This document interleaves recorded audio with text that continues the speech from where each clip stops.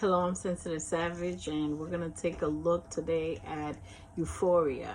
A retrospective look, now that all is said and done, or most of it is said and done, and just looking back at the prophetic ways that Kendrick predicted and strategized futuristically in this song. First of all, with the name Euphoria, strategically named, Kendrick was trying to depict a false sense of joy. Euphoric state could be a temporary state.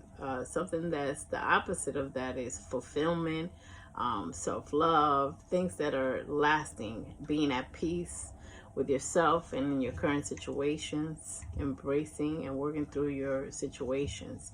Euphoria is quick. So with the first stanza, your superpowers are neutralized. I could only watch in silence. This was twofold because Kendrick knew that Drake's superpowers were going to be neutralized, and boy, have they ever. So that's the first prophetic thing. In the very first line, he predicted that all that, thinking you have victory, thinking that you've achieved everything, that you're the number one person, that you're running everything, all that deception behind who you are is going to be exposed. And all the things that you think are superpowers are going to be neutralized. Him watching in silence is because Kendrick, I believe, plans very well. So, Drake, I believe, was planning to just come up with another song and another song. He had it ready. Well, I think Kendrick was planning the future. He was planning a tour. I don't think that the tour just came about suddenly. He plans everything. If we study Kendrick, we know he's strategic and he plans ahead. So he's already thinking differently. Kendrick was in utter disgust and disappointment, looking at the fact that, Drake thought he already won. Kendrick chooses to chill when he, and regenerate and rejuvenate his energy. That's what he does. He pours into himself, and most of the time he's working. Many times where we think he's just chilling, he's been caught. He's like going to studios, doing work when we think he's not. He's just in hiding. Kendrick has put out an album every 2 to 3 years. The second stanza, fabricating stories on the family front. And he said, because you heard Mr. Morale, he's speaking to the master manipulation of Drake, thinking that, taking Kendrick's transparency on Mr. Morale and using it against him. And he gravely misunderstood, a lot of the songs on Mr. Morale and Kendrick's point of view. You're not an artist, you're a scam artist. I've always said Drake was created in a lab. I've said it in many of my lives. Drake was fabricated, was put together. He has a voice that can sound like a rapper. And I've always said that on Degrassi, Drake was not acting. That was his true self. He was acting when he became a rapper, my opinion. I have tons of stories of writers, Drake's writers, people that gave music to Drake that are online and have been proven, and court cases have been won where writers are not being given credit. Drake has not given credit, allegedly, to many of these writers. So he has people that have written for him. The reference tracks have come out. He has people that have beats, giving him beats. He has all this stuff put together. Everything was put together. When he said a Tommy Hilfiger stood out, we already know the controversy with Tommy Hilfiger a few years ago, where it said he made a comment, allegedly, clothing for a certain type of demographic. FUBU, for us, by us, is something that was, black owned, and our people put it together for us. Styles, urban styles. Next is when he says, I make music that electrify him. Kendrick makes music that touches and reaches your soul. He speaks from experiences. He speaks from a place of authenticity, and it's not just random beats, random everything that he picks in a song, from the title, from the people that he picks to work on them. They all are in alignment with the way he resonates. They're similar. He surrounds himself by geniuses, as you've seen in a lot of my shorts that I upload. I mean, in this stanza, Kendrick talks about Drake being a liar, and we will soon find out if that, how that plays out. And Euphoria was a warning, and Drake did not take heed on that warning. He said, "Don't tell lies about me, and I won't tell truths about you." Of course, Drake didn't learn, and that's when Meet the Grams came in. Next, he's talking about that he's out the way. He was, again, rejuvenating his energy, becoming one, meditating, being in alignment, finding his inspiration for his next work, and working. And when Kendrick says he's reaping what he sows, he's reaping, what is he reaping? Peace, harmony. He has a family. He has, things of substance. And in the next stanza, he's talking about Hellcat, made his homies and them types sell their soul, okay? So those, yes, Kendrick has, the materialistic things, because he does deserve it all. But he doesn't just cling to that. He knows that there are more things far more important. And when he said they get chipped by a throwaway, he means it. The amount of unreleased music that Kendrick has, and I've been uploading a lot of it, is phenomenal. A lot of Kendrick's throwaways are people's success stories. And when he said, "I might do a show a day," this is the proof that Kendrick knew he was going to do a world tour. A show a day, he literally did a show a day. Once a lame, always a lame. The lame is exposed. No matter how much money a person has, when they are despicable, when they are a terrible human being, that's what it shows. Money tends to amplify who people really are. Have you ever played Have You Ever? That's referring to cultural, games and, around the way things that we used to do as kids. But it also, the double entendre here is, are you ready to play for real? Because we could just leave this as a battle, as a very light battle. And he is showing transparency again. Have you ever had an open case where you had to pay? Kendrick said, I've been through all of that. And, didn't win everything, but I came out okay. Here's the next answer. Here is where, Kendrick starts dismantling this rapper. He says, "I hate when a rapper talk about guns. Then somebody dies, they turn into nuns, praying for a city. And, talk about likes and digital hugs." That's all Drake's MO. Drake's MO is being online, being omnipresent, posting nonsense, duck lips, just posting things that are kind of threatening to other people's wives, daughters, etc. That's all he does, is live online. And when he said dementia must run in his family, I tried, but let it get shaky, I'll park your son. That is a triple. He literally is saying, he's talking, also referring to me for Drake's father, Drake's father and all the things that, Drake went through or didn't go through. And it's very telling that there are some substances missing in Drake's upbringing. Certain things and foundations were not set. And Kendrick parked Drake, parked him completely. The powers were neutralized. The music is not hitting. He has put out so many songs. He has put out albums, and it's not fitting the same way. There's too many things that have come out of Drake, too many lies, too many, things. People are still talking about his man weave and all this. It's a pretender. Everything is a facade. The very next time I shot me and Drake, the homie had told me to aim it this way.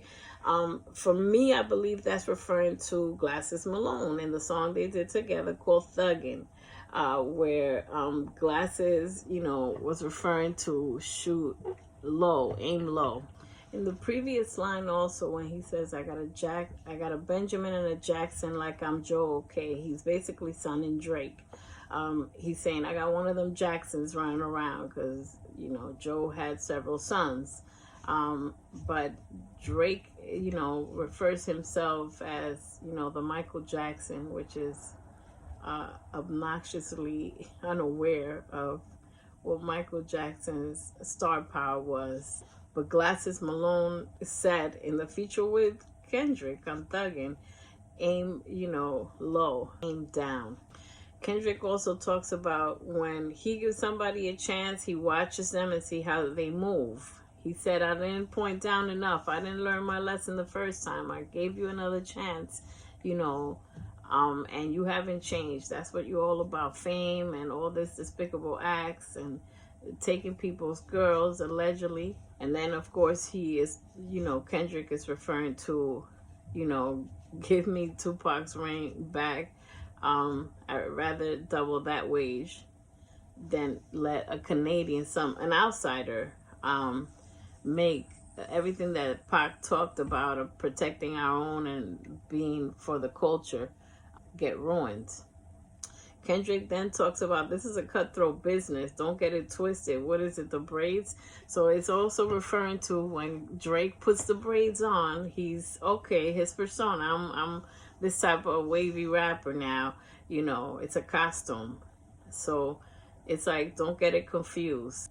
And then, this is the pivotal line where Kendrick says, he said if there was three, he does math. He said if there was three goals, I see two of them hugging and kissing on stage. And that is precisely what that looked like when Drake and J. Cole were on stage. So he's shooting at J. Cole. He is not pleased with the way it went down. And J. Cole, is braggadocious. So even though you ran from a rap battle, you're a rapper that runs from a battle. You apologize, and then you go bragging. You go back and forth. I remember you were conflicted, J. Cole. And when he says in 8 bars, I'll explain that phrase. When Kendrick said, this right here, the next line shows Kendrick's sense of humor. When Kendrick says, I love him to death, and in 8 bars, I'll explain that phrase. He means it. In 8 bars, he says, to death. And for the people that are new to Kendrick and don't know he has a sense of humor, he's one of the funniest people on earth. It's nothing nobody can tell me. In this stanza, he explains, you can't convince me. Nobody can influence me. Basically letting you know he's an air sign, Gemini. Once they make up their mind, once he makes up his mind, there is nothing you can tell me. And you already know, if people don't see it his way, he'll cut his own grandma off. There's no accent you can sell me. So it's, again, Drake is like, okay, am I going to be Jamaican today? Am I going to be Canadian? And all of that just shows that he is confused. He's desperate to be accepted. And that's what Kendrick was talking about in Meet the Grams as well. He's desperate to be accepted. And he explains, there's no big three. It's literally just big me. That was prophetic because exactly how listen, the difference between Kendrick and J. Cole bragging is that Kendrick is going to brag and exactly how he's telling you is how it's going to play out. Because he knows the power of attraction and he knows how much work ethic he has. When everybody in the world is sleeping, he is working. I follow a similar work ethic of working. Yes, you have time to rest and rejuvenate, but he is extremely disciplined. And it's like, what are you doing with your 24 hours? He uses his 24 hours wisely. Now, the next lines, I don't like you popping ish about Pharrell. Why are you pushing on Pharrell? Because Pharrell's not going to answer you. He's not going to engage you in a rap battle. He got bigger fish to fry. He got organizations. He got businesses, you know, to run. He's a superstar producer. He's on another level. And that's why Kendrick said, I'll inherit the beef. I'll take over. And why are you pushing on me? And Kendrick also talks about, F all that pushing pushing positivity. There's no pushing positivity. Once you disrespect me, there's no more pushing positivity. And a lot of people are like, okay, why is Kendrick so aggressive? And I've said it 1,000,000 times. If you believe in good, you have to destroy evil. You can't just be like, oh, well, there's no more negotiating. There's no kumbaya moments. You got to keep your foot on the neck. And Kendrick explains, you didn't finish with Pusha T. Why you coming to me? You never finished that battle. You know, it just ended and you just left it at that and walked out with your son and pretended to be your father. The next line he explains, you know, it's still friendly. And by the way, this is Kendrick's friendly mode, which is a scary thing. You should keep it that way. And he knows information about Gunna, allegedly. He knows all the gimmicks. It's always been about love and hate, and he despises people that are inauthentic. And the next thing, you know, Kendrick was listing everything he hates. He only listed about 5 things because he needed to work on the other diss tracks. But this is like a nod to DMX when he went on the radio station and said, and was asked by Charlemagne, what do you like Drake? And he said, I hate everything about Drake. I don't like the way he talks, walk, and Kendrick feels the exact same way. Now on that line, he said, he even hates the women that he messes with because they think they're real women. They are lost, toxically, low vibrating. And it's not just him. It's what the culture is feeling. And when he said that's what the culture is feeling, we saw that on the tour. Everybody, you know, is feeling the influence of Kendrick. People that don't even speak English are saying his words, are describing his, you know, his intentions in song, are going bar for bar with him, you know, on songs like All Right, We Gonna Be All Right. It unites people. It's a cultural influence. You can't fake that influence. In the next line, he gets at J. Cole. Yeah, my first one's like my last one. It's a classic. You don't have none. Take that how it resonates. But like I said, I agree.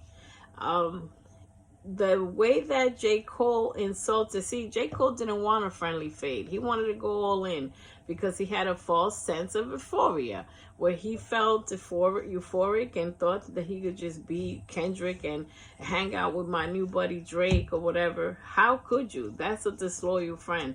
You threw 10 years of friendship out the window to insult Kendrick's discography with all the work that man has put into his music.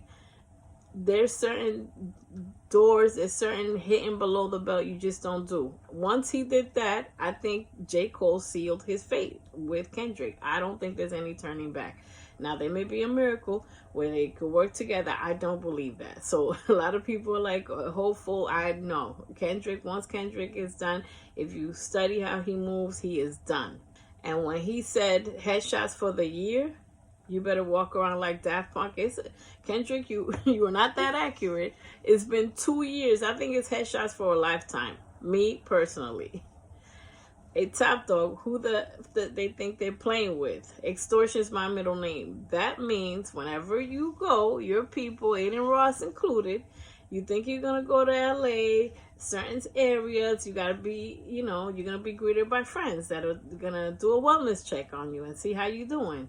LA moves differently. Do your homework, do your research. And when Kendrick has said Oakland might be your last stop, your last show to Drake, when has Drake in the last 2 years returned to LA, especially Compton, and no, none of that area that he was going with Game and recording a video and was all gassed up. Where is he now? He's nowhere near there. I'm allergic to the lame-ish. You like being famous. I don't. Kendrick could have been even more chasing fame. That's not what, he don't give a damn about that. He don't care about that. He despises the way you walk, you talk, everything about you. And he says, we got some ish to address, and he addresses it. He took a whole tour to address it, and I don't think Kendrick's done.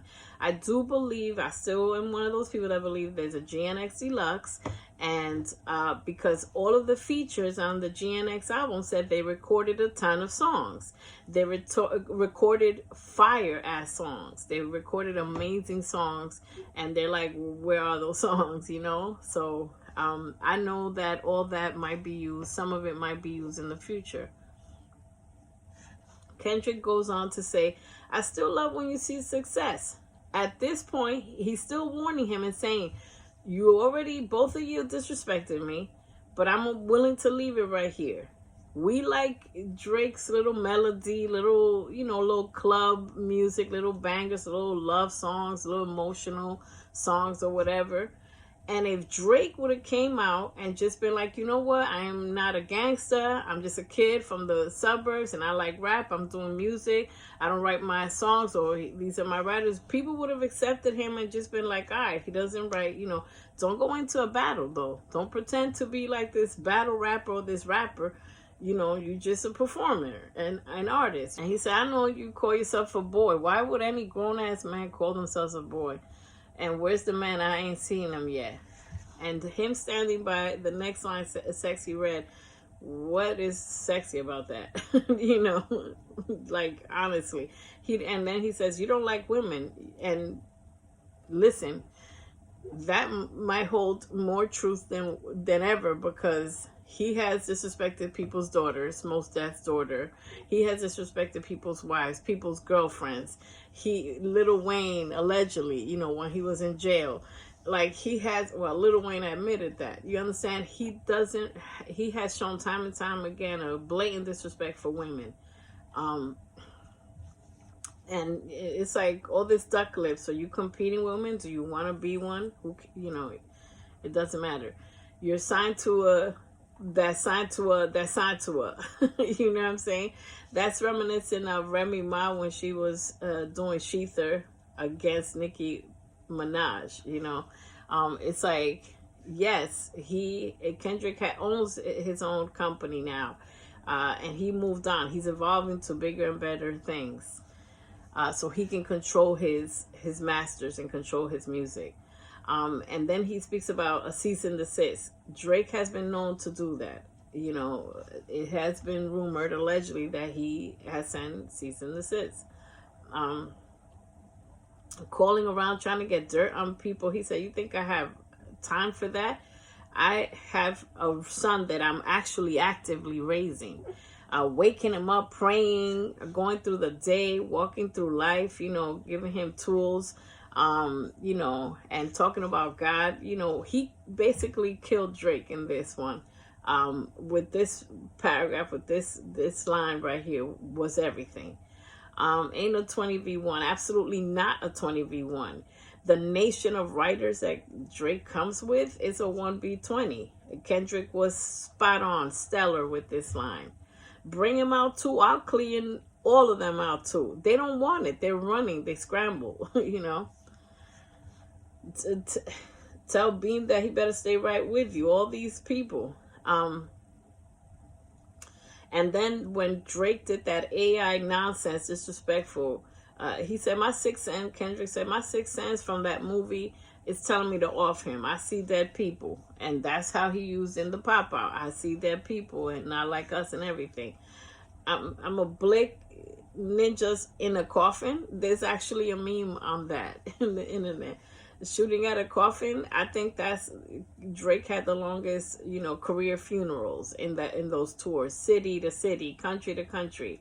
People that didn't speak English, but they knew how to say OVHOs. It was the funniest thing I've ever seen. Tell them run to America. So Drake runs to America, adopted this sound. Okay, ATL, I'm gonna hang out with ATL. I'm gonna adopt this slang. Okay, who am I doing? Hanging out with Jamaicans this week. I'm adopting this stuff, and let me have your music. Let me do this. He said, I'm fine with it. I'll push the line with it. He said we could be on a 3-hour time difference. Now this is hilarious. Don't speak on the family. Kendrick said off limits, children, women and children. And Drake is a knucklehead. That's the first thing he wanted to attack with. He wanted, even in court, he was, summoning information about Kendrick's children. He doesn't know how dangerous that is. He is pushing, he is pushing, and that's why Kendrick has not let off. And I don't think Kendrick is done. I can get deep in the family Crody. Crody is the funniest thing because Kendrick is basically calling him a... Why? Because Drake's cat's named Crody. So that's why that is hilarious. Someone can bleed in your family, Crody, and it's not just by his hands. Anything can happen. Kendrick, has friends that are really gangsters. He said, I could be at New Hope King, just like you were in Compton. I could actually be in Toronto. And then when he did those 2 shows in Toronto and he prophetically said, I can be eating at New Hope King, I could be in Toronto. And New Hope King put a sign welcoming all Kendrick's fans, free drinks, everything. They had a party there, after party, after Kendrick was in Toronto both nights. Sold out show in Toronto. So Drake and Kendrick are not even. Drake went to record a song with Game, to record a video, and Kendrick said, oh, okay, how about this? How about I go to your city and sell out the stadiums that you couldn't sell out? And let me do 2 nights of that, okay? And have everybody just singing Oh Behold in your entire, in the entire stadium. That, want to check out my videos on Toronto shows, just type Toronto on my page. It was crazy. It was brutal. And Kendrick goes on to say, F all of y'all mofos. F all of y'all. Field goal, punt, all y'all. Punk you, literally, figuratively. F everybody you hang with. F the industry too. If you take it further, which Drake loved to do and did, I will take it further than that. And that's something you don't want to do. Euphoria was an unfinished piece. It was just a warning. It was just a taste, a brutal beginning. To me, the battle was over in Euphoria. My opinion, it was done. There is nothing that Drake has in him that could have competed with this song. There's nothing. We don't want to hear you say no more. Kendrick promised that he will go back to back. I like that record. When he was talking about cease and desist, he said, I'll go back to back, back to back. It is said that Kendrick has way more diss tracks ready to go, fully loaded clips, okay? I do not believe Kendrick did a whole long diss track and then cut it in pieces. I do not. I think Kendrick gets inspired by different intentions. In Meet the Grams, the intention was, let me sit down and have a family therapy to tell y'all what the hell is wrong with all of y'all sickles, So he had a different vibe, a different mood, a different beat for that.